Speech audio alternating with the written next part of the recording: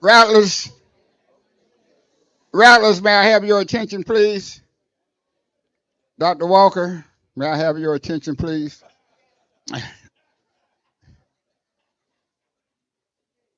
This is going to be kind of a special day. I want to. I don't know how many of you can see this. This the cover of our cluster magazine. Yeah, I'm the guy right behind Dr. Ammons. Right, that was in my younger days. Uh, I just been promoted to vice president for that's in Indiana, by the way. That's the Eli Lilly Corporation. And I mentioned that I wanted to show you this because a little brief story. Uh, I've had one long distance caller. People tell me, say, I really like your stories. Keep telling.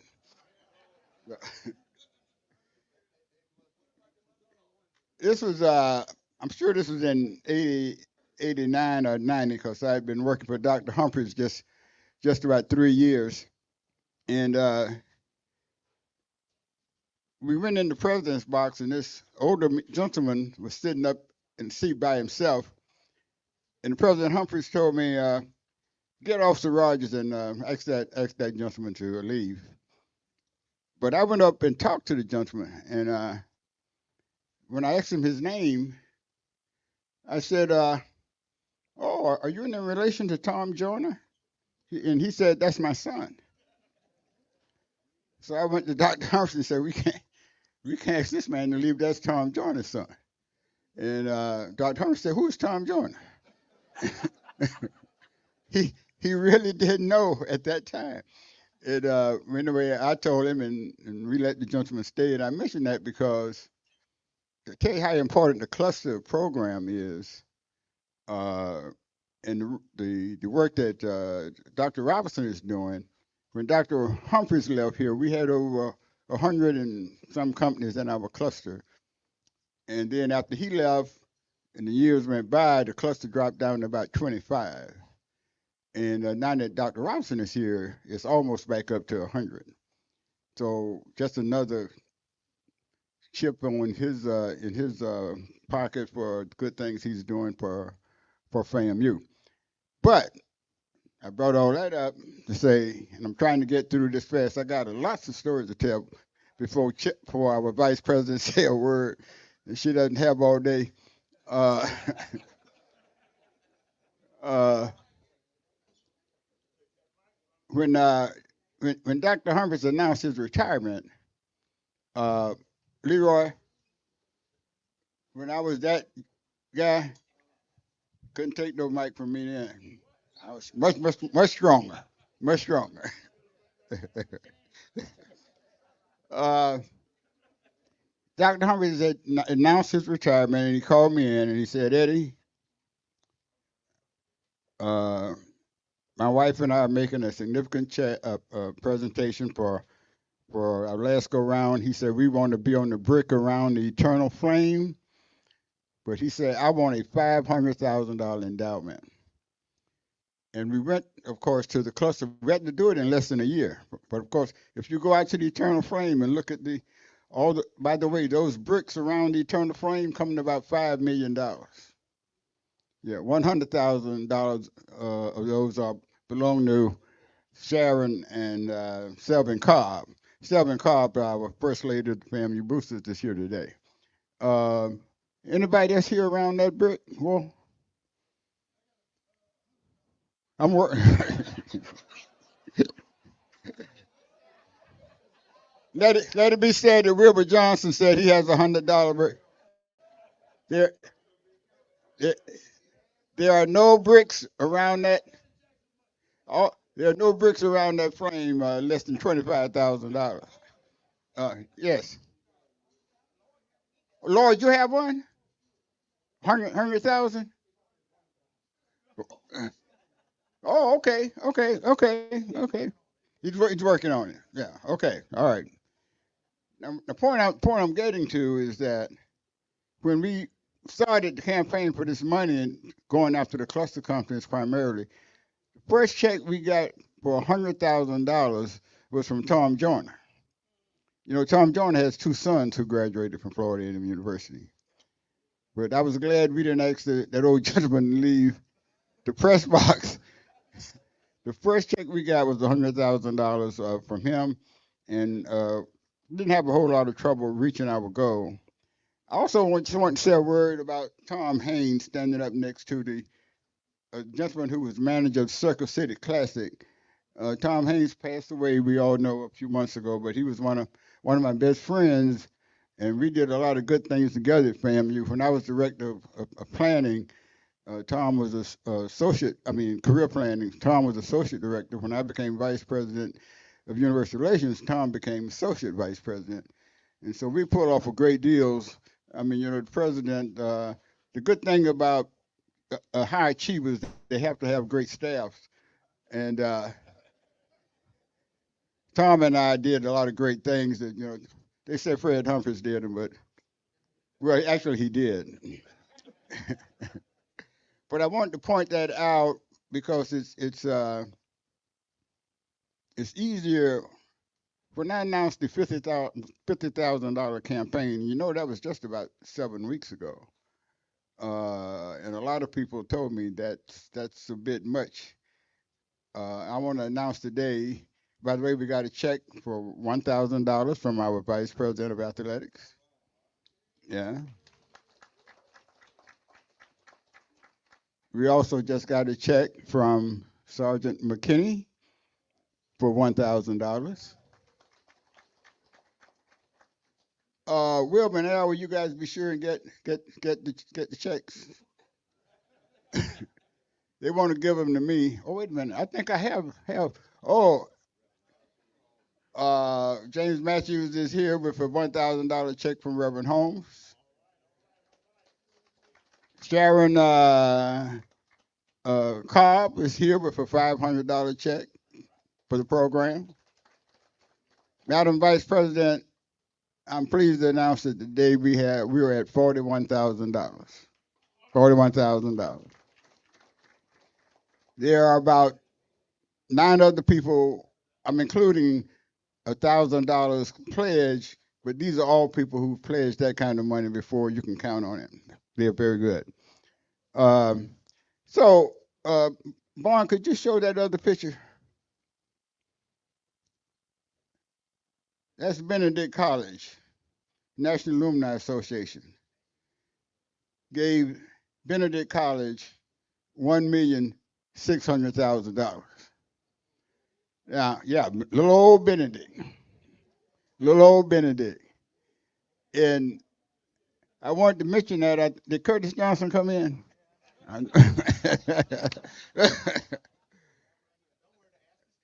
I I want us to stop thinking about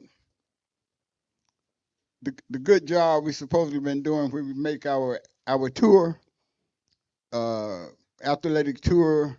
I know one year we came back with $500,000, and somehow we got to start to change our mindset, Madam Vice President. When we go on that tour, we ought to have $1 million minimum goal, and it can be done. Uh, and I got some other ideas about that I'd like to share with you. They're fantastic. I don't know if your people can pull it off, but really, really great ideas for fundraising. Uh, I think I may be going too far. Yes, Lord.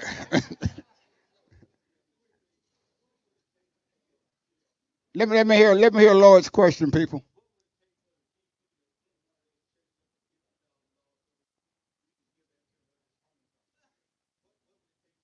Well, that's one of the questions I was going to ask you. Lord Cobbs has convinced me that the $50,000 goal is no problem, Madam Vice President, and we're going to make that happen. We have the other commitments out there, and so we'd like to present this homecoming, if we can have the time and the space, a check for $50,000 to you at Hunkin. Are we able to work that out? It's late, I know. Oh, okay, okay. Now, I also want to mention while I got the vice president that I did some research on Clemson University. In 1934, they started a program called IPTAY. IPTAY stands for I pay $10 a year. That's all. I pay $10 a year. 1934.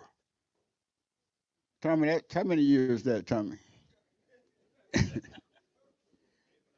I, sh- I, I shouldn't have called Tommy out. I'm older than Tommy.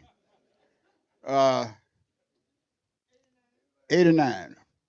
Every year since 1934, that program has been in effect that today, 22,600 people contribute at least $10, a minimum, to Clemson University, and they've been doing that for almost 90 years. It's a lot more than that now. Oh, that's right, you were there. I forgot. A lot more than $10. More than $10. Did I tell y'all about the time I looked up Coach Simmons? He threw 4 touchdown passes in one game. How come you were the backup quarterback?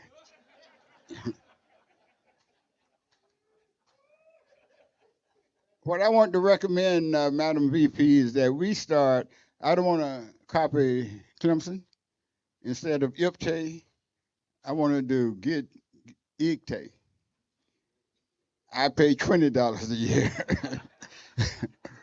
But if we can get, in the age of the internet, this is not so hard. We can reach 10,000 alumni who will give just $20. It won't impact any of their other giving. Just $20 a year. Just start it out for FAMU athletics. Just $20 a year, and put it endow it. Let it stay in the foundation. And if we get enough, in 5 years, we could have $1 million athletic endowment. It shouldn't be hard in the age of the internet to reach with Facebook and internet, uh, Twitter. Twitter, there's no more, is there? X. I know all you know that about X.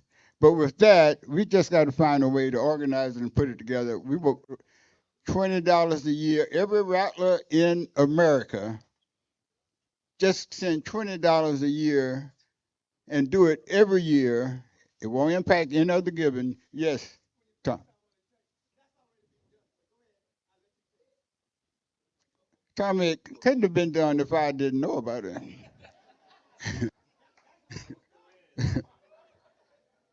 uh, yeah. No, but what I mean, Tommy, is I need people to contact on Facebook, on X. It's a long, hard campaign, but it's much easier to do than we think. We got to start thinking at another level. If can give Benedict alumni can give Benedict College 1.6 million. I know we can do the same here. Uh, but that's going to take a lot more work and planning because we got to come up with some benefits they give at each level. But anyway, it's time to start thinking about, oh, we down here and they got all that money and them big boys got all the money and we in such bad shape. We got bad field house. We don't. We got to cut out that thinking. It's like running on the track. A good friend of mine when Obama was running for president, and he told me, he said, they ain't gonna let him get the nomination. I don't know why he's running. And so Obama got the nomination. Then he said, well, they ain't gonna let him be president. And then he became president. And I said, well, what about Obama now? He said, well, I know they ain't gonna let him be president again. And he became president again. It's just the way we think. It's like all of you familiar with the university recruiting more outstanding black merit scholars than any other university in the country. We did that for about 5 or 6 years in a row. But when we started the campaign, we were told all the time that the best black students are not coming to Florida A&M University. They're going to Harvard and Yale and Ivy League. Well, guess what? We beat Ivy League in 1997 and 1999, and I think 2000. Could I have everybody's attention, please? My point is they didn't, and now another very well off HBCU. After we did it, they got into the fight. Well, Howard University, I call them out. They were the capstones of HBCUs back then. My whole point I'm trying to get here is we got to change our way of thinking. I see my wife is telling me to get off the mic. Some, Sometimes we forget our roles. I'll get into more detail later, but I want to thank the Vice President for her contribution and for Sharon Cobb and for Sergeant McKinney. I think he missed a week. I told him I didn't sign any leave forms. You know, we just like the Army. I'm concerned about all these folk up here, Selvin. I was gonna let you go first, so because I had all this stuff to present. I'm a little bit Curtis kind of long. Tommy, you have a friend here. Who is she?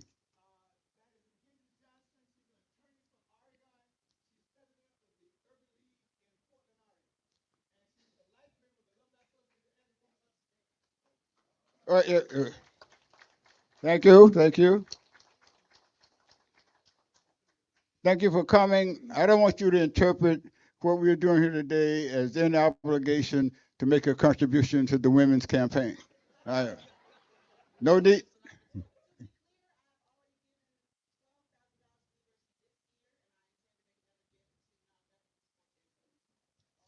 Thank you very much. Thank you very much.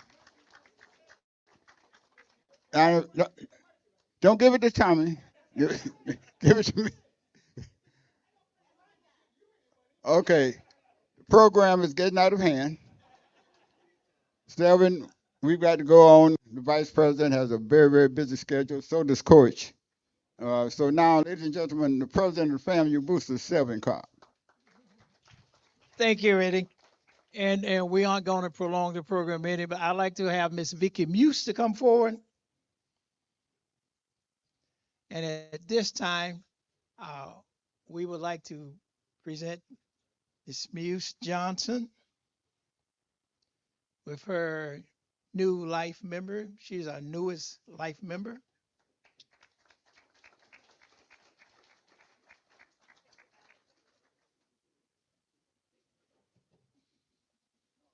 Eddie. Hi, Vicky. Hi, how are All you? right. And they spelled it right. Yes. Got it. Okay. Thank you. Vicky. Okay, I'll be right quick. We got a couple announcements. First, we want to start off, and Madam AD, I'm probably going to steal some of your thunder, is that the cross country team, our newest SWAC champion. I, I, I told Eddie when we had Coach Garfield and Coach K here last week, I would have given them a bigger introduction if I'd known they were going to bring the cross country women's SWAC championship back home. And well, we did not back home. The event was taking place here at the cross country track in that, yeah, Appalachia. Uh, Also, Coach Garfield was named the SWAC Coach uh, of the Year for women's cross country. Volleyball, we had a hit a little slump this last weekend. We went to the state of Alabama. We stopped in Montgomery first, and we lost 1-3. We went to Huntsville. We got a little better, but we lost 2-3. Uh, Next coming up is going to be at on 10/29. There's a tournament in Daytona, and we're going to play Alcorn, Arkansas, Pine Bluff, and Grambling. So we hopefully we'll get some victories out of that contest. Our bowling team is going to be the Sunshine State match there, tournament in Orlando on 10/27. Well, last but not least, our next Rattler Roundup. And this is an event that the Rattler Boosters do in conjunction with the NAA. It's going to be held Friday night. We're not going to take all of your evening away. We just want you to stop by there first because we're going to start at 6 o'clock. And by 9 o'clock, you can go on with the rest of the evening. We will have a 50-50 raffle. Somebody probably going to walk away probably up with about $500 cash dollars. We have a winner in here who won our last 50-50 raffle, and his take was about $250. But that was for a smaller game. But this is homecoming, and we're going to do it big. Also, in there'll be door prizes. Uh, Everybody would probably walk away with something because there's enough door prizes to go around for all the attendees. And Vaughn, I don't know if somebody off the Mega Ace Tree is going to be doing the music for us Friday night. Okay, I know his homecoming. Vaughn's schedule is probably busy, but when Vaughn is not busy, he's there doing our music for us. So again, that's going to be the Rattler Roundup, NAA and Rattler Boosters, starting at 6 o'clock, Holiday Inn, Appalachia Parkway. Last but not least, for those that interested, that's want to ride the bus from the Host Hotel to the Camping World Stadium the day of the Florida Classic, see Tommy Mitchell, and he give you put your name on the list. And this year, the fee is going to be $25. So, Eddie, that's all the announcements that I have. And I thank you all for your indulgence and happy homecoming, everybody.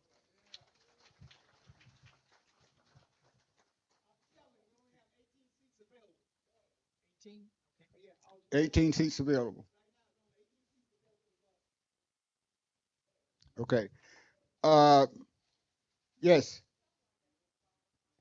Somebody left their phone on the table. Wait a minute. I think. I, I think it's mine, Wiggs. That that little that little slip there. Y'all know I'm not as young as I look, people. I tend to, if I lean too far one way, I keep going. Uh, Before she gets any angrier at me than she might be already, I'm happy to introduce the lady who's changed athletics at Florida A&M University, uh, Vice President Tiffani-Dawn Sykes. Happy homecoming, Rattlers. I'm very excited to be here in my first official homecoming as the Vice President and Director of Athletics. As many of you know, I met you all for the first time at this particular meeting a year ago, right after my announcement. So this is a bit of an anniversary for me. Where's my gift? It's in the mail. But no, I appreciate you all welcoming me here last year just as much as I appreciate you welcoming me here today. And yes, you did steal a little bit of my thunder. You knew that when you said that. But yeah, I mean, what an awesome way to start off homecoming week with a new SWAC championship. So our cross country team had the opportunity. We're under Garfield Ellenwood, who is in his first year as head coach, and I think he came and met with the 220 club and promised that he'd win a championship. So he delivered that championship. I now will have to find some bonus money for him for winning that championship. But really excited to do that for him. We had 3 of the student athletes make the all, I guess you don't call it all tournament team, all meet team. And they received individual awards, but really excited to celebrate them. That is the first conference championship that's offered by the SWAC for the year. So we've gotten off to a really, really good start. We don't have a men's cross country team, but if we did, we would have won that too. Also have to show some love to Coach Tommy Mitchell because he was out there bright and early at the cross country meet cheering on the Rattlers. He's even in our championship picture, so I appreciate you. And he gave them snacks, so thank you so much. So they were really well fueled. They wouldn't have won the championship without them. So based on that, we currently have 4 reigning champions. So volleyball is still the reigning champion this year. Women's tennis is a reigning champion. Baseball is a reigning champion, and women's cross country. So we have 14 sports. 4 of them are currently champs. So really excited to highlight that. But you know what else I want to highlight?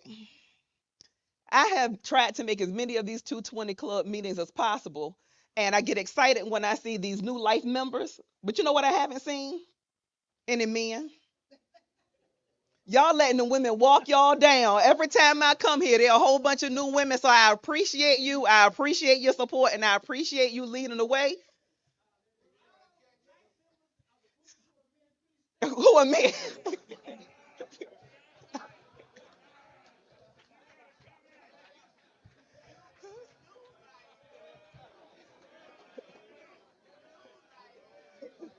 I, and I do acknowledge that there may be more men, but as far as new members, it seems to be overwhelmingly women joining at a higher pace. So we gonna have a debate. You want to have a debate with me today, Tommy Mitchell, on homecoming week? I think that is something that should be commended and celebrated and not debated. So he said he agrees. He agrees. The other thing I want to acknowledge, I'm not sure if it's been done yet, but I will do something else. But Mr. McKinney, Gene McKinney, do you all know what he did for us? Y'all don't know. So can I tell him? Because you're shaking your head. No.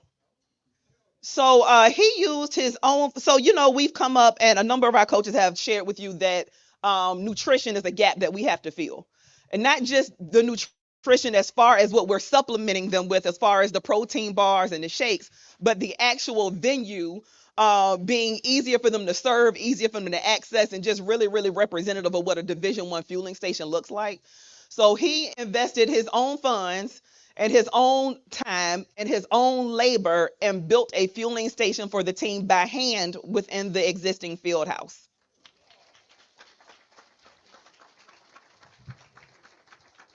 So our student athletes are really appreciative. I'm really appreciative. I got to go in there one day and just hold up a piece of sheetrock while he put a nail in. But I kept going by and checking on the progress, and it's really, really well done, and everyone's really excited about it. And we will continue to fill it up. So thank you so much. The other thing I was able to do in my role as VP in my rookie year, this is my rookie year, they let me select the Grand Marshal for this year's parade. So I'll tell you, this past, I don't know what month it was, in the spring, we had 5 student athletes who were selected to play in the first ever, in the inaugural HBCU All-Star Baseball game, which was started by Ken Griffey in conjunction with Major League Baseball Week, right? And Ken Griffey, as you all know, his son plays football here.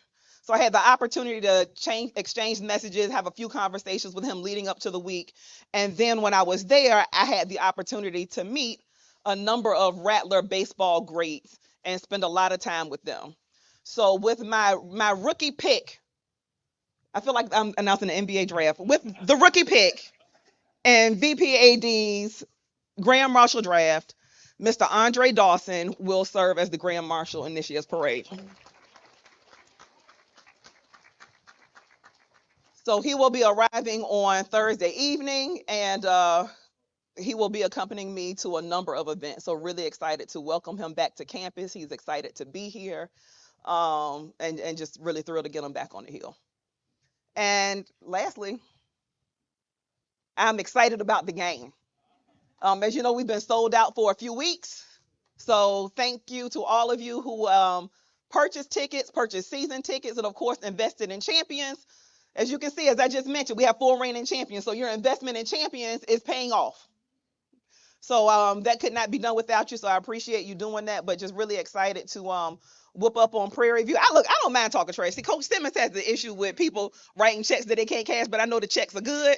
So I don't have any problem publicly getting on YouTube and telling everybody that's watching and everybody in the room that I'm ready to whoop up on Prairie View this week. So I'm excited about the game, excited about my first homecoming as AD. And do I get to introduce the head coach, or you introduce the head coach? It's your show.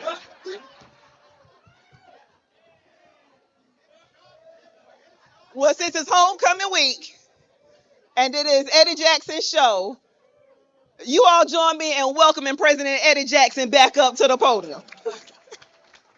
Happy homecoming again. Thank you, Madam Vice President. Yes, I've been waiting to get one on the Vice President. Uh, I want to thank Coach Simmons too for putting me on the speakerphone at halftime, giving me a chance to talk to the team. You see the results in the second half. This this has the potential to be one of the most remarkable football seasons in FAMU's history, and it's all because of one man, really. Because we had 6 losing seasons. I can't believe, did we really have 6 losing seasons before he came here? Boy, we got very little money during those years.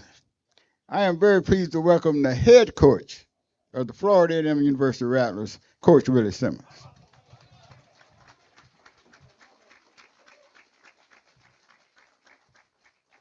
You got excited, Dr. Walker. I appreciate that. Seems to make them spill their drink self, and I still got it. I still got it. Thank you, Eddie. It's a pleasure to be here, and as always, happy homecoming to everyone. I know Bill. I'm sorry. I saw you standing up when she was saying it, her first inaugural. I know you thought you had it. Bill probably thought that she was going to pick him to be the grand marshal, but he was starting to stand up in the back, and we wasn't there. But good to see you, Bill. Uh, great to see our president of our National Alumni Association, Mr. Curtis Johnson, here in attendance, and of course we're going. That's because you. Hey, that's because you hitting them pockets up. That's. And don't clap for the man to take the money from you, but no, we definitely appreciate all his support and AD support and everyone who made the trip down to Houston this past weekend. It was a great week. It was a wives trip, so of course all of us coaches are eating ramen noodles this week because they went out to Houston and spent all our money up.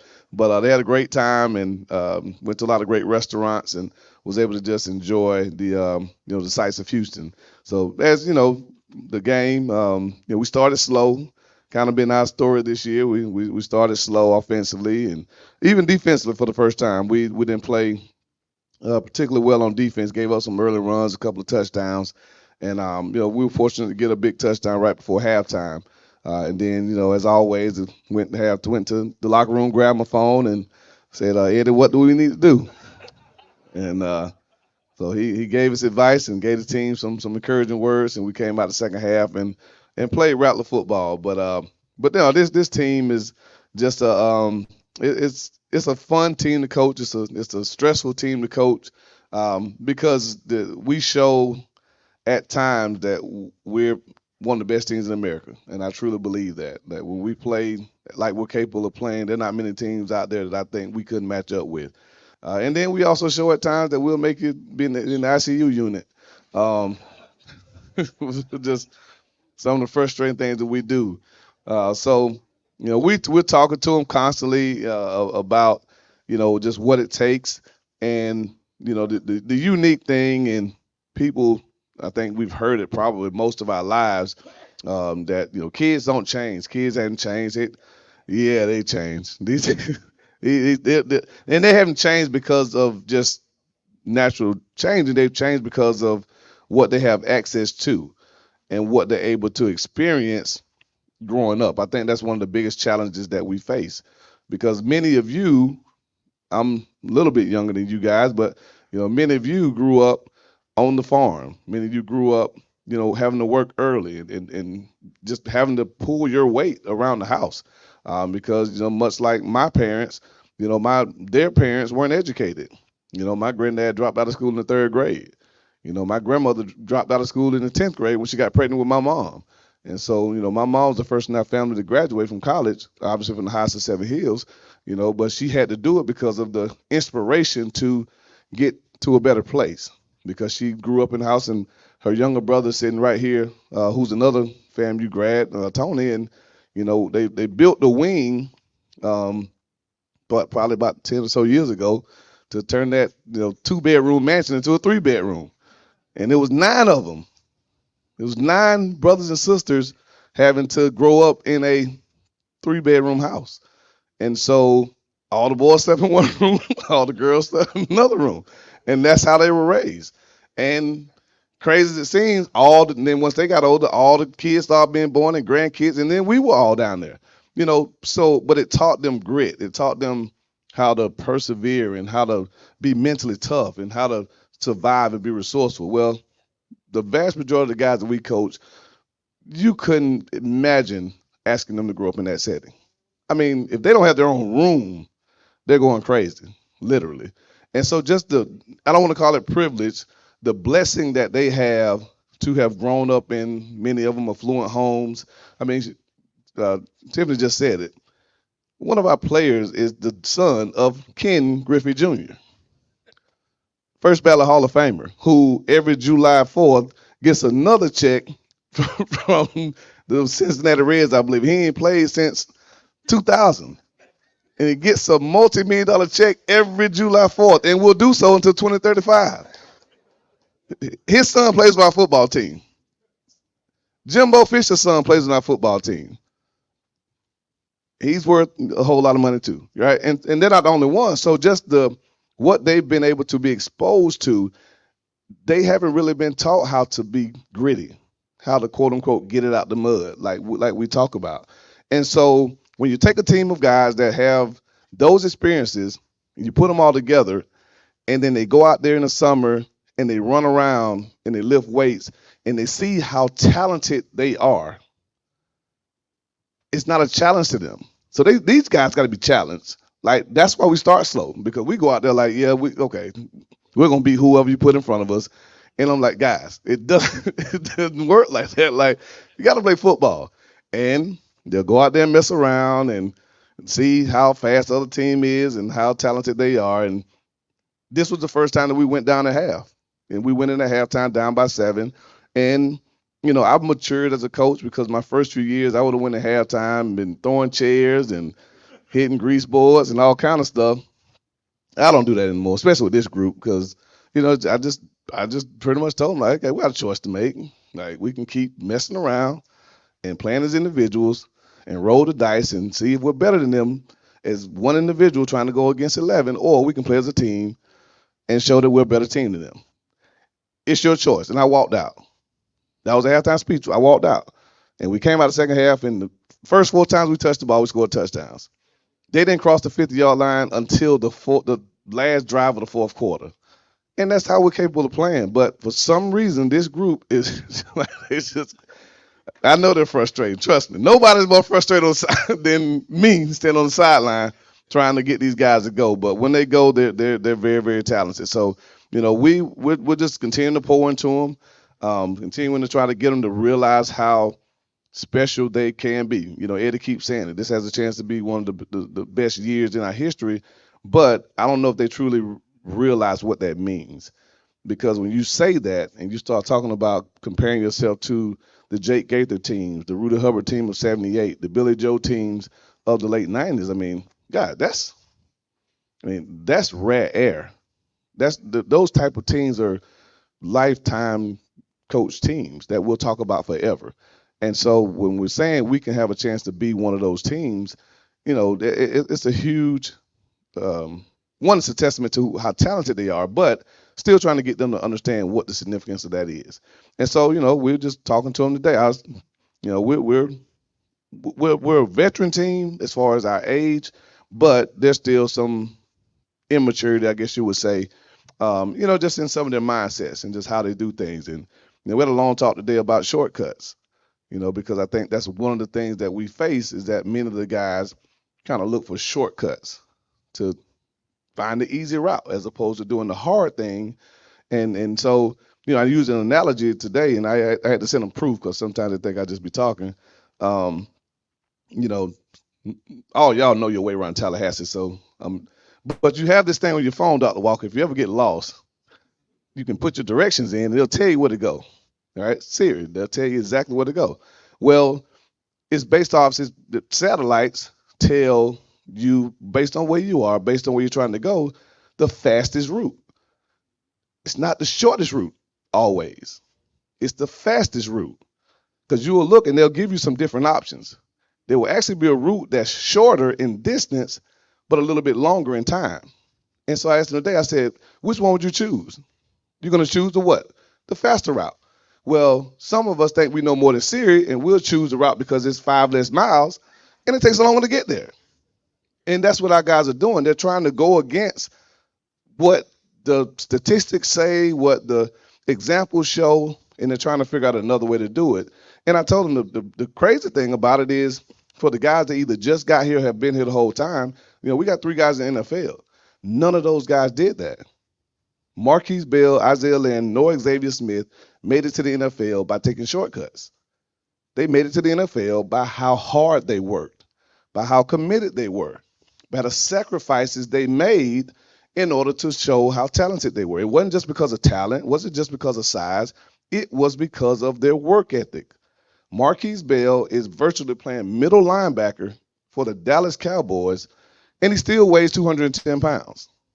He's the same size now as he was when he played at FAMU, and he's playing middle linebacker in their scheme. And he's leading the team in tackles on many games. Not because he's the biggest guy out there, not because he's the fastest, but because he went there and he committed himself to learning their entire playbook, not just the position they drafted him at, but the entire playbook. So when he got his opportunity, he took advantage and made the most of it. And that's the example that these guys have seen. Same with Xavier Smith. Xavier Smith came as a walk-on and worked his way into one of the best receivers in our history. And now he's with the Los Angeles Rams. Isaiah Land came as a 180-pound defensive end, worked his way to now a 240-pound defensive end, and now he's with the Indianapolis Colts. But they all had that one common denominator, the ability to work and overcome adversity and not complain. And that's what this team sometimes lacks. Not the vast majority, but there are some individuals who lack that. And it's slowly permeating throughout the locker room at times. And so that's our challenge. It's not the talent. I don't worry about Prairie View beating us. I have zero worries. I lose zero sleep over Prairie View A&M beating us. I worry about FAMU beating us. I do worry about FAMU beating us. And that's something that we have to make sure that we're prepared for. So that's what this week has been about. We've had 3 good days of practice. We'll obviously have our last one tomorrow. And then we'll go our normal Friday homecoming routine, which homecoming is the only time that we take the team off campus on Fridays to try to just get them away from, I don't want to call them distractions, just get them away from here.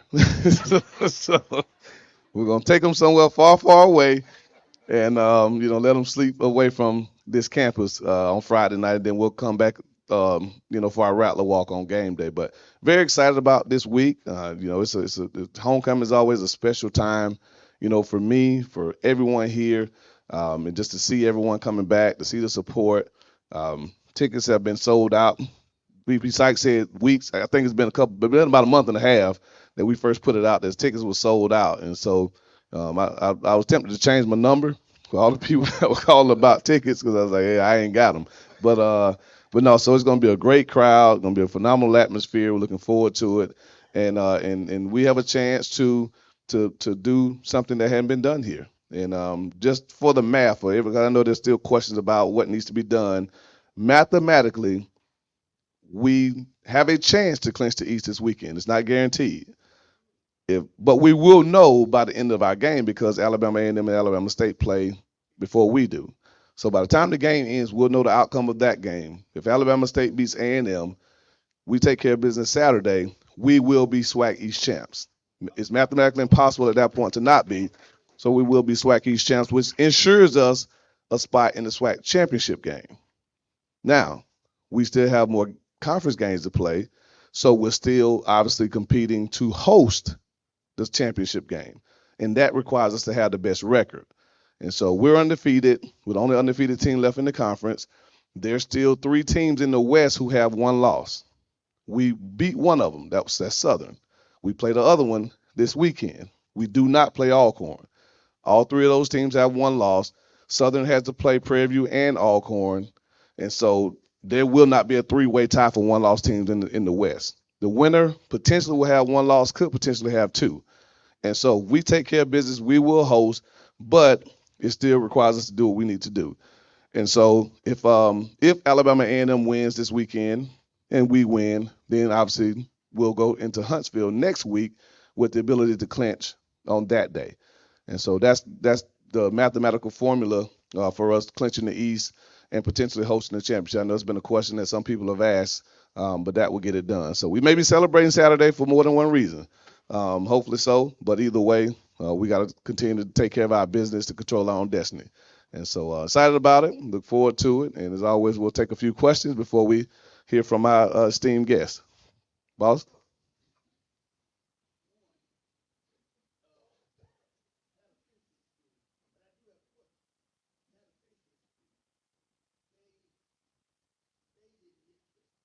They wasn't even a ball. They were not in the ball. They had too many flags kicked up and other things. Now, my question to you today, on that field goal attempt, ball hit the upright. Now, I have not read a college book in a couple of years. I was finished about 4 years old. I don't read it. Ball hit the upright. It does not go over the crossbar, kicks back, and I think it landed on about the 5 or 6 yard line. Inbound. That's the live ball. That's the change. So the field goal that they missed that hit the upright. And once the ball hits the upright, it's a dead ball. You can't return. You can only return a field goal if it lands in the field of play. Yeah, yeah. That's probably you probably think about when the upright was in front of the end zone. Been about 60 years since. I love you, boss. I promise you I do. I promise you I love you. But no, that's this. No, if once it hits the upright, it's officially dead. So he couldn't advance that. The one they did. I mean, the two calls that when we got the targeting early, and then they reviewed it and they waived the targeting off. They should have waived the unsportsmanlike off as well. They didn't. They gave them 15 yards for unsportsmanlike, but it wasn't. And the head of officials, Eddie Kelly, was there, and he ripped them a new one about that one. And then the one that the fourth down when we ran the quarterback sneak and they blew it dead and pulled the flag. I don't know what happened there. I still don't know what happened. Thankfully, we scored because I probably would have got kicked out if we hadn't, having to redo a fourth down touchdown play. But, again, they have a tough job. Of course, you've done it. You know those guys have a tough job. And so I'm not going to be overly critical of them. They did miss the one, though. They missed the one with the personal foul. But no, it is a dead ball once it hits upright. Do we have recruits? The question was, do we have any recruits? We capped it at 50, so we have 50 recruits coming in this weekend. Of course, it's invite only, so everyone here will be a highly recruited young man that we've evaluated. But yeah, we had to cap it because obviously with attendance, we didn't want to open invite. Everybody will be trying to come, so yeah, we hand selected our top 50 prospects, but they will be in attendance. Bill.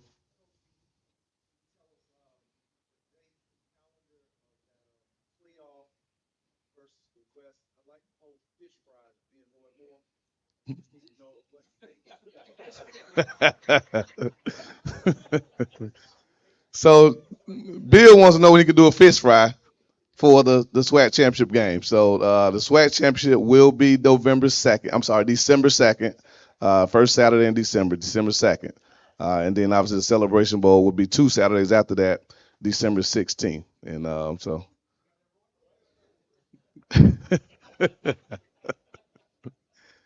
Yes, sir. Most of my experience, I've seen where the team members take on the characteristic and mindset of the leader. And I just like to have a comment. I'd like to say that your players exhibit the highest level of character that I've seen among any team. I had the occasion of meeting Isaiah Majors up there. He was very respectful. He has a very, very, very good engaging kind of conversation, and he thinks a lot of you and the rest of the coaches.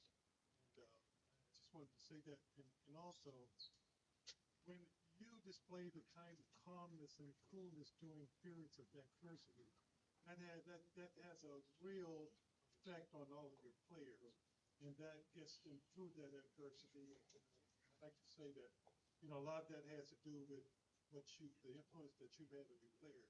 I like to compliment you on how cool and calm and how you stay centered and focused. Yeah, well, first I'm glad you went there because I was a little worried when you first started it. Cause all we've been talking about is how crazy these jokers are. So. Yeah, no, yeah. Ray has to come out sometimes. But no, that they are respectful. That's one thing about it, and we obviously talk about representing, FAMU everywhere we go, and one of the things that I'm probably most proud is that, multiple occasions, whether we're flying or staying in hotels, we get emails from the hotel crew, from the flight crew, talking about how mannerable our young men are. So we really do take pride in representing ourselves in a first class manner. And that Eddie says is. I don't do this alone. Obviously, I'm the one that comes here every week because the rest of them ain't mentally tough enough to handle 220 club. But uh, I'm joking. They all would, but no, but I mean, it takes a village, and VPAD Sykes is a part of that village as well. I mean, she's right there every step of the way, and that's why after every game, I give her an opportunity to talk to the team, and Curtis is a part of that village. Again, everybody who's around the program has an influence on these young men, and so we try to make sure that we expose them to many things, because one thing I told them at halftime was, there's this theory called numb voice theory. The more you hear the same voice over and over and over again, eventually you just tune it out. I mean, most of us know that by our children, right? They just stop listening. It seems like at some point, and so you have to bring different voices in to reinforce those messages, and you'll be amazed. I mean, we try to bring in speakers and throughout the year, but we'll bring a speaker in, and God forbid, it's someone like Eric Thomas or Winky Johnson or one of those world-renowned guys. They'll come in and they'll say something that I just said 2 days prior, and they'll lead it like, "Coach, man, that was so deep." I was like, "It was." You just rewind 2 days, that message came out the same way pretty much. But that's what it takes though. So it takes that village of people to continue to pour into these guys. And, sometimes you look up and it might be one of our assistant coaches grabbing a guy. It might be one of our volunteer coaches. It may be one of our support staffers. You look up and Carrie Tollison, our academic coordinator, or, Brittany Johnson, our compliance. I like all those people a part of the village that's raising these young men, and it takes that, because that's just this generation. They need it. They don't ask for it, maybe like we did, but they desire it so much, and so yes, it's all tied into how we try to raise them to be the best version of themselves. Because again, like I tell them every time we play on TV this week, ESPNU, the nation gets to see Florida A&M, and a lot of people's perception of Florida A&M will be tied to what they see on Saturday. Don't know. I know the coach at Benedict and I are great. We talk every week. Coach Barrett Benedict, we talk every week. That's my go-to. I asked AD Sykes a few weeks ago who her go-to person is. Like, who does she call to kind of vent to? Because I think we all need it. Like I got to have a coach I can just call who understands kind of what being a head coach is about. And I don't think it's coincidence that they just got a $1.2 million gift, and the football team just went undefeated last season, and they're undefeated again this season, and they played on ESPN 2 weekends ago. So the exposure to Benedict College is growing. They got new facilities. They're recruiting a higher caliber of student, and I think a lot of that, not all of it, but I think a lot of that is because of the success that their football team is having. And we bear that same responsibility as ambassadors for FAMU, and so do all the other 13 sports that we have here. So anytime we get to showcase FAMU, we want to make sure we do it in a first class manner. So I appreciate the sentiment.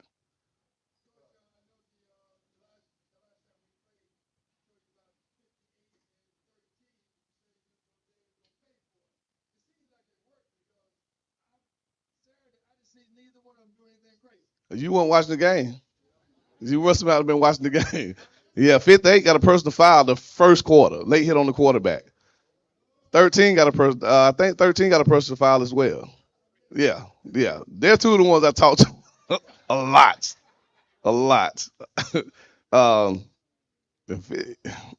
Anthony Dunn has a chance to be the best defensive lineman to ever come through FAMU. I literally has a chance to do that. Better than Lonzo Johnson, better than Isaiah Land, better than I don't know all the great defensive line we've had. Bob, what's my guy, Tony Hay, but the D tackle, the sawed off D tackle that we had from Greensboro. That was like 27. Nah, the name will come to me. But he's got more talent than all of them. He's 6'5". He's 250 pounds. He can bend the corner. I mean, he can probably do what's the limbo thing. I mean, he can probably do limbo better than anybody on our team. 58. But he just has a lot of growing up to do, you know, and it's little things. Like he's not doing anything egregious off the field. Like I don't think I do. I don't worry about getting a call from FAMU PD or Tallahassee PD. I don't worry about those calls. But it's just little stuff that he doesn't understand matters the most. When we travel, when we fly, we say, okay, coaches, that's the one time I require the coaches to put on something decent, right? But the players, you wear your travel suit. Everybody's been issued a team travel suit, green top, green pants, travel shoes, and a travel shirt. You wear that on the plane. When you get to the hotel, you can take it off and kind of wear family stuff around the hotel. And when we go to the game, put it back on to wear to the game. When he got on the plane, he had on an orange and black FAMU top. So Dr. Walker would have been ballistic. But he had on an orange and black FAMU top. He had on green pants, but they weren't the green pants that were issued. There were some other green pants. They had a FAMU logo on it. And he walked right past me. So and when we get to Friday and Saturday, at that point, I'm not gonna lose my cool. I'm gonna lose my cool on Sunday through Thursday. But when we get to Friday and Saturday, I'm not about to show up because again, it just kills the mood and so I just make a mental note. Yeah, we're gonna deal with that on Sunday. And now here's the crazy part, Mr. Johnson. We go win. I have my halftime speech. I talk about little things and the individualism that started to slowly creep in. We fly back. When he walks on the plane, guess what he's wearing? His travel suit.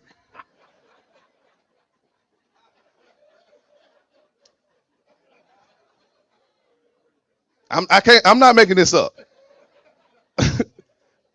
No, he's not confused. Dog. He wants attention. Like he wants me to say something to him in that moment. And so, last story about him today, this morning at practice, we do 2-minute drill on Wednesdays. There's an NFL scout from the Philadelphia Eagles that's standing there. And we're talking. We're doing 2-minute. So we march down. The offense marches down the field. Time is running out. We got to kick a 49-yard field goal, which is really outside of Cameron Gillis's range. So we would have to kick Mike Smith, the freshman who kicks off. So we try a 49-yard field goal. We miss it. Anthony Dunn jumps over the line. You cannot do that. So guess what? 15-yard penalty, re-kick. Now Cameron Gillis kicks it through the upright, team loses. But it's stuff like that he doesn't understand yet. He knows he can't do that. Like he knows the rules, but it's practice, coach. So we wear black socks at practice. You come out to practice, there'll be 2 or 3 guys with white socks on. Like it's this generation feels the need to be individuals. They need to be seen, and it's because of social media. It's because of TV and media and influence, and that's what they. So it's not cool to be a part of a team. It's not cool to wear the same thing everybody else wears. That's not cool. You don't get to stand out like that. Like Josh ain't taking a picture of you if you got on the same thing everybody got. Josh gonna take a picture of you if you got something different. If you got the scully pulled down over your head with the eyes out, that's what you get on social media. And that's what we're battling. And that's why we have quarters like we have, because we got this guys who don't understand that, hey, I got to play for FAMU. It's bigger than me. And that's what we are. So he's a talented kid. I think he's going to get it together. And if he does, he'll be the next in line of a lot of guys that play in the NFL because he has all the talent in the world. I don't know who they're trying to imitate. It,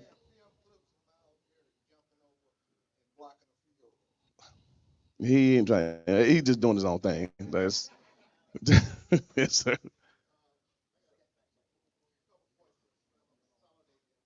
Oh, you have people texting me. Uh-oh, I'm in trouble.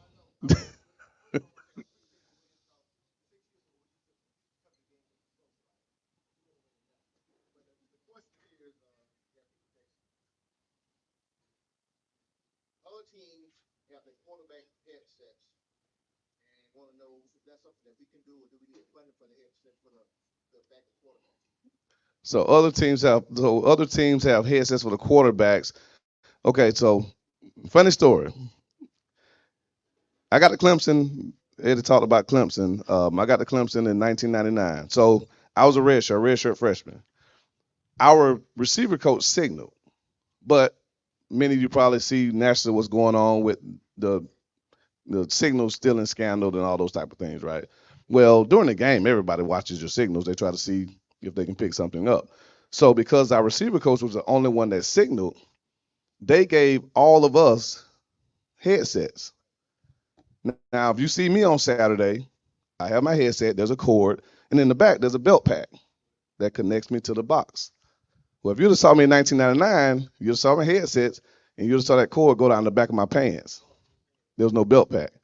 You know why? Because if you got a belt pack, you can hear everything that we're saying during the game. And I promise you, we don't want the players to hear what we're saying during the game. So those quarterbacks don't have anything. They just have blanket headsets on. They can't hear a thing.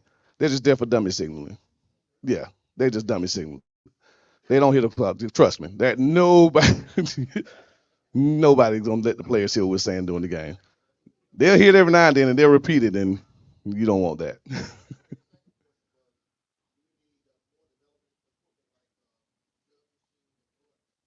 We have a judge machine. We have a judge machine that during practice you come out there in the mornings, coach is shooting them all throughout the special teams. So every receiver who's not on special teams for those 15 minutes, they're over there catching jugs. They're down there with quarterbacks throwing balls and catching passes. We don't have a bad hands problem. We have a concentration problem. We just got concentration drops. Chris Sanders has some of the best hands on the team. Like Chris Sanders can catch the ball in the dark, but lack of concentration on a fourth down, the ball hits him in the face mask. I mean, the guys who dropped passes this year, they all have phenomenal hands. Kobe Gross has amazing hands. Unbelievable hands. He's had 2 or 3 drops. Marcus Riley has phenomenal hands. 2 or 3 drops this season. Like they're not dropping the ball because they're not catching balls on judge machines, because they're not catching passes during practice. They're dropping passes because they're not focusing in on details. It's about details. The little things are going to matter and going to make the big things. So a little thing like not looking the ball in leads to a big thing like a failed fourth down conversion. And so we have the resources we need. We just got to get the guys to lock in and do the little things right. And when we do that, they have tremendous success. But if they want to get some money to buy some equipment, now we'll take it. But we don't need jugs. We'll talk about some other stuff. We got jugs.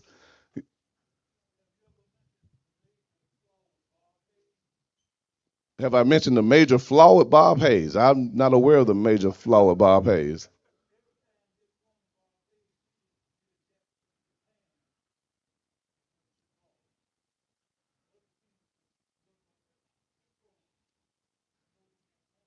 Other teams can look and see when the ball was going to Bob Hayes. In the NFL, they didn't do a good job then because he's a Hall of Famer.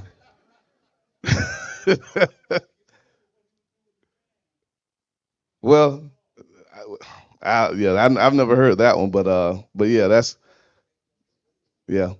Sometimes you can know what the person doing. You still.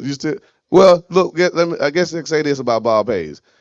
He probably, if he wiped his hands, did whatever, somebody still had to run with the fastest man alive, and they couldn't do it. So I know the ball coming to him, but I can't run with him. So he's still in a bad spot. So.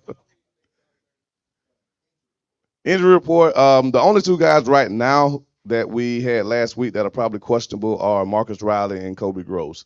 They both had leg injuries. Saturday, nothing structural, nothing torn, but bone bruises, and so both really sore. If you get a bone bruise, that's a really really sore thing. So it's a pain tolerance deal. So they can figure out a way to tolerate the pain. They can go, but as of right now, they're probably doubtful for Saturday.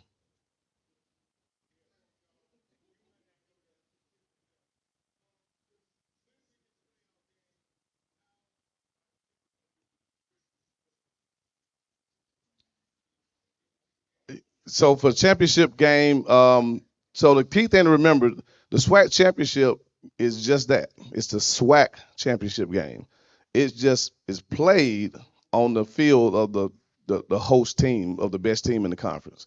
But the SWAC controls it all. They control tickets, they control parking, they control branding, all kind of stuff. So the good thing is cross country men and women were in Tallahassee this week. And so representatives of the SWAC actually came to the field house to look at the field and start walking around trying to make sure that, everything will be lined up for that if it comes to that. But yeah, we will have minimal involvement as far as the logistics for the SWAC championship. But there will be a ticket allocation, how that's distributed. Once the tickets go to the two schools, then the schools will determine the distribution of them. Come on. Come on. Come on, get me. And the editor tapping the table. So it's time to go. Okay, that's fine. He ran the ball well. He had the fumble punt, but K Dot he ran the ball well.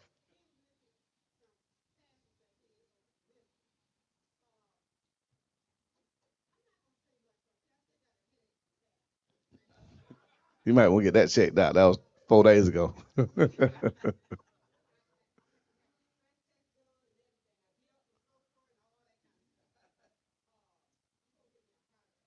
Don't speak that. No, we're not.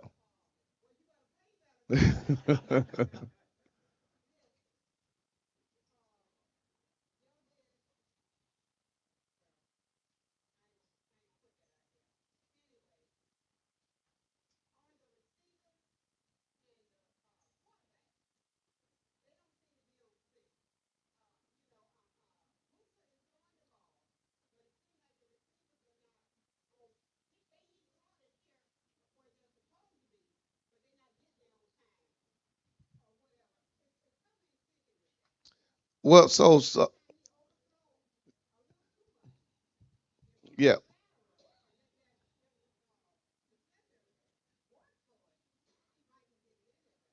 yeah. So as far as the passing attack, now so just Texas Southern played a defense different than any team we're going to play. They drop 8 guys in coverage every play, and so it makes throwing windows a lot tighter. So it's harder to complete passes because they're dropping so many guys in coverage.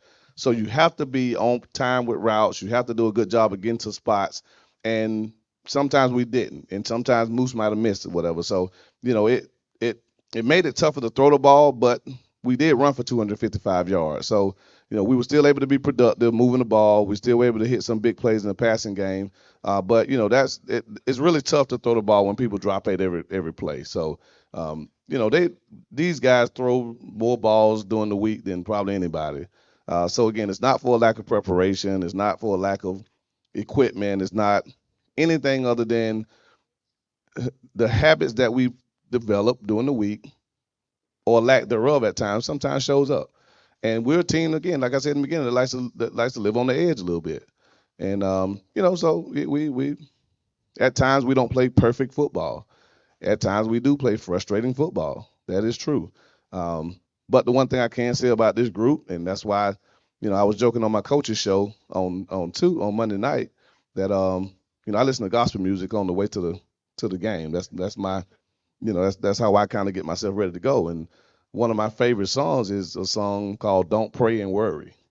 And so I don't get worked up like that because they're not playing well. Because I know at the end of the day, when it gets tough, these jokers gonna figure out a way to play football.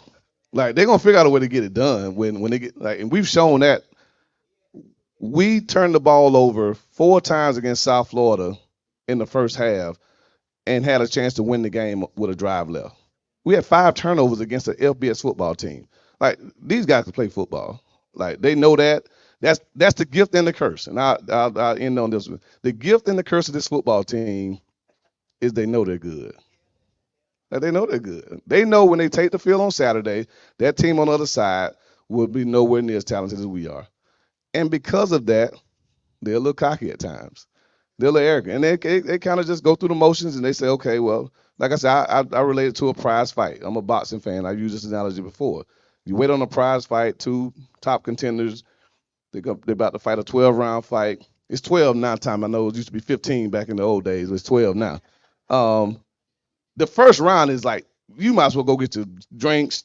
It ain't Mike Tyson anymore. Like they're gonna sit there the first round and they're just gonna jab and they're gonna move around the ring a little bit. They're gonna clinch a little bit, and then and it's gonna be hard to score who won the first round because they're just trying to feel each other out.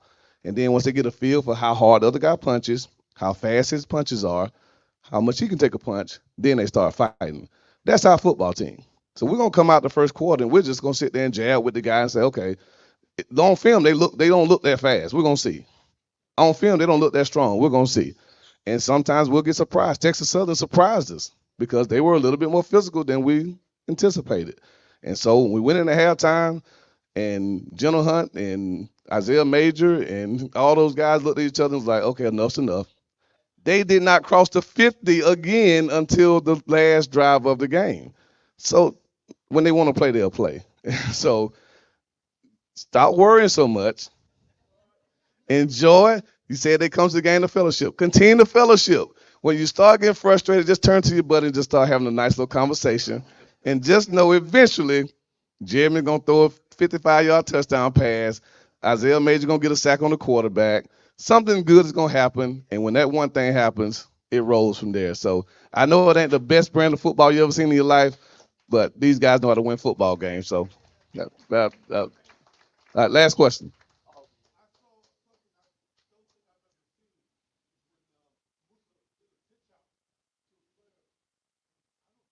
You hadn't seen that in football, or you hadn't seen us do it? Okay. The little pitch play, yeah. So again, the defense they played, we were allowed to get on the edges a lot, and so we just kind of came up with different ways to get the ball on the perimeter quickly, and that's a quick way to get it there. Just catch it, pitch it to the running back, and let them run. So I was, yeah. I mean, and I don't like running Jeremy. The one he did pull and run, he got 10 yards. And I asked him, was it Monday we watched the film? I asked him if he had a concussion that he didn't tell us about. Because the next about 7 plays, he was all over the place. That's the drive he threw the interception on. And I was like, I think your little butt was concussed and didn't tell me. But he settled down and came back to drive after that and played a phenomenal game after that. But that one drive was like bad decision, bad decision, bad decision, bad decision, interception. And then he came back after that and again threw for 100 and some yards and 2 touchdowns after that. So that's why I don't personally like running the quarterback a lot. He's got to be the most cerebral person on the field. And when you get tackled, you get dinged in the head sometimes, and it's hard to come back from that. So he'll run when he needs to, but we try to keep though. We got a 240-pound running back, we got a 230-pound running back, we got a 200-pound running back. Let's let them big jokers get beat up on a little bit. And let's let Jeremy sit back there and throw accurate passes. So that's the plan. But again, I know Curtis is chomping at the bits to come up here and raise some money. So I'm gonna turn it back over to Eddie Jackson, and then but again, be safe this weekend. See you all Saturday. Happy homecoming. Thank you, Coach.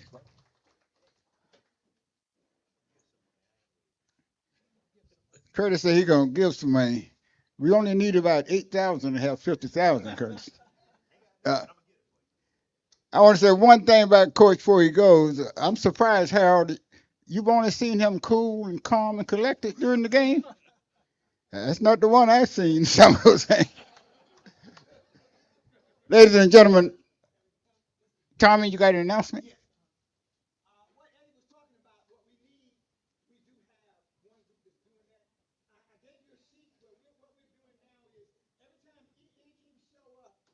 We not only show up, but we provide snacks for the like we did the track and all the others. Look on that sheet if you're interested. We want to make sure that wherever any team shows up, that we're going to be there, and whatever they need in terms of snacks and those things, that's what we're doing. We also donating money. So you have my phone number. There are several people in here on that team. It's called the Non-Revenue Producing Sports Club. It's a club with representing about 10 states. So we're going to be all over the country, because the one thing is very clear, folks. The athletic park needs money, and not enough of us is giving. Less than 4,000 of us are giving money, and we need. If you want to be a part of that. Okay, remember the 5 B's, people. Be brief, brother. Be brief.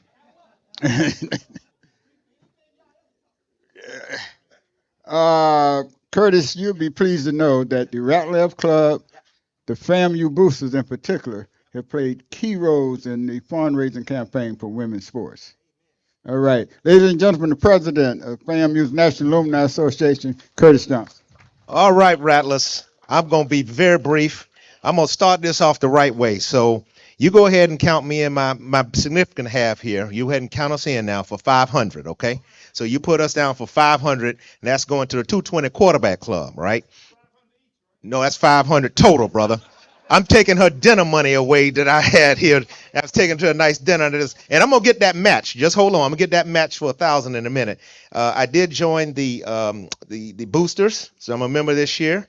And you forgot one thing, President Cobb. So tonight the roundup is $20 now. It's $20, and NAA members and roundup member. The boosters, everybody pays to get in. We're serving food there. It's a fundraiser for us. The 50-50 goes extremely well. We have a lot of fun. It's a cash bar. And speaking of cash bar, Tommy, did you and Wilbur bring that stuff back? Okay, now that's what I wanted to hear. So we're gonna have a little extra. Now I was wondering because you guys are kind of quiet. So we were in Houston last week, and I left the hotel about 4 a.m. and I left a note for them to get Mr. Mitchell this stuff, Dr. Walker. So they have some stuff that we're gonna share tonight at the hotel from some of the Friday night from some of the black distributors that were in the Houston area, and they provided some libations for that. So we'll have some extra there at the hotel this weekend, and want to make sure when you're there. But thank you guys for bringing that back from Houston. You were kind of quiet about it. I was wondering, you wouldn't even make eye contact with me. I'm wondering, where's that whole package of stuff? Okay, now they know. The world knows. They got a whole, yes. But you transport, so thank you for doing that. Alumni. So I saw Miss Nakinja Harmon. Nakinja is my assistant general counsel. She's also the bylaws chair. And so as we prepare for the national convention, which is coming to Tampa, so I will be announcing, I'm going to announce here first, that the convention registration will open after convocation. We will officially open the NAA convention, which will be in Tampa, Florida, and it will run us from the May 30th to June 2nd. We have an early bird. We have early bird offerings on this. We have a total of 25 convention low prices that we're going to offer. It's only 25 spots of this. And once those are gone, then we'll go to the regular life membership rate. But please make sure that you, Mr. Jackson, we're going to use some technology. Since you spoke of that earlier, the Alumni Association is in technology. We're scanning. We're going to be texting. We're going to be doing a lot of stuff this weekend to engage the alumni body. I did bring a special guest with me that's an alum of this, and many of you people may not know him, but you may know his brother. Many of you may know Luther Campbell, Uncle Luke, and some of you been there doing that. So I have with me an alum of this university that's traveling with me today, and that's Mr. Stanley Campbell. And I want Stanley to stand up. Stanley is supporting this university. He came here at the young age of 17. Very brilliant scientist, and has actually published and did publication work here on the campus in Jones Hall. And he's world renowned, not only as a scientist, but as an aviator. And Stanley is one of very few golf course owners. In fact, he doesn't only own one golf course. He actually owns 2 golf courses in the PGA golf courses. And he's a graduate of Florida University. He's going to be making some special announcements, but because of who we are, we won't get into that. But I would encourage you, please, before you leave the room, please come say hello to Mr. Stanley Campbell, who will be here throughout the weekend to go from there. No, Stanley? No, Stanley. No, you didn't. You on the wrestling team. He went out for football. No, not on my time. Not on my time. Not on my time. Not on my time. I'm gonna get you to Mr. Jackson. But please, please make sure you really get to know this man. He's doing something remarkable that's going to be great for our entire state. And it's important. Stanley Campbell. So make sure you see him. I want to say this to you in closing as I take my seat.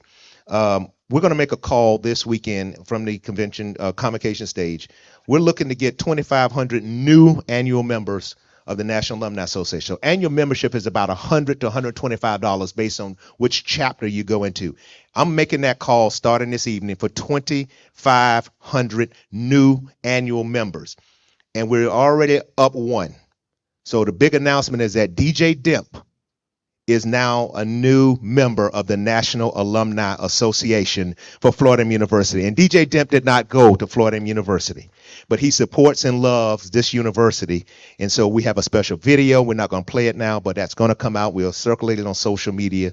But he's in the younger genre of young rattlers. And we're going to send that signal that this is the place. Now, I must acknowledge all of my life members. My life members, please stand. I want you to be recognized. Thank you, all members, the life members of the National Alumni Association. Your contributions, your gifts have once again bestowed $150,000 in scholarships this academic school year. So give yourselves a round of applause for what you do when you got your life membership, because those funds are endowed and they continue to go forward. So this is DJ Demp here. There's a video that goes with this. He's our newest associate member of the Florida A&M National Alumni Association. This young man has a remarkable story, and he felt the need to join our forces as we support student success at Florida University. And so last but not least, we have all these and new life members within the last couple of months. I must associate this with my better half, Dr. Angela Brathwaite. Please stand and be recognized. She did not go to Florida University, but she is now an associate life member of this organization. So she paid $750 last month, and she's now the newest associate life member of this organization. So thank you, dear, for taking on the mantra. So that's it for me, sir. Thank you all for having me. Let's go Rattlers. Happy homecoming. One quick, I'm sorry.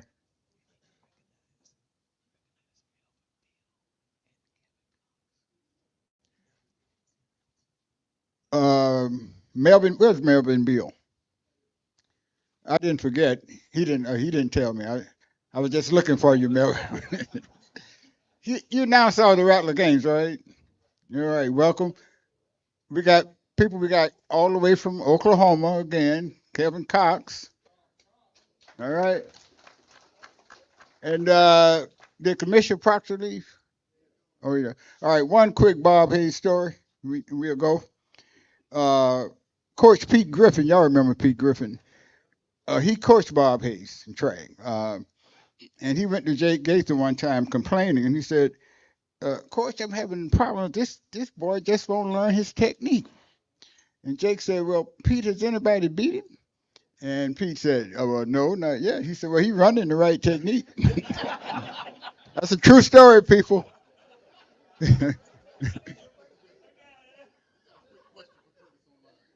Curtis, online question from YouTube. We live on YouTube. We have a question on. What's the question?